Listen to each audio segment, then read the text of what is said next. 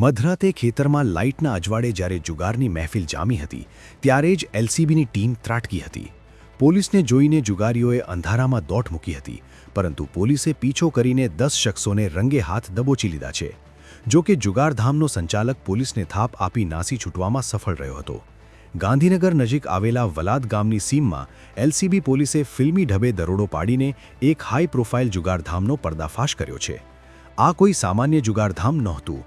પોલીસે ઘટના સ્થળેથી 4 વાહનો, 9 મોબાઈલ અને £3.25 લાખની રોકડ સહિત કુલ ₹17,64,000 રૂપિયાનો મુદ્દામાલ જપ્ત કર્યો છે.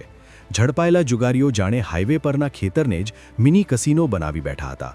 વલાદ ગામમાં 24 કલાકમાં એલસીબીની આ બીજી મોટી સર્જિકલ સ્ટ્રાઇક છે. અગાઉ દારૂનું કટિંગ અને હવે આ હાઈ પ્રોફાઇલ જુગારધામ ઝડપાતા અસામાજિક તત્વોમાં ફફડાટ ફેલાયો છે. હાલ ડભોડા પોલીસે ફરાર સંચાલકને પકડવા ચક્રો ગતિમાન કર્યા છે.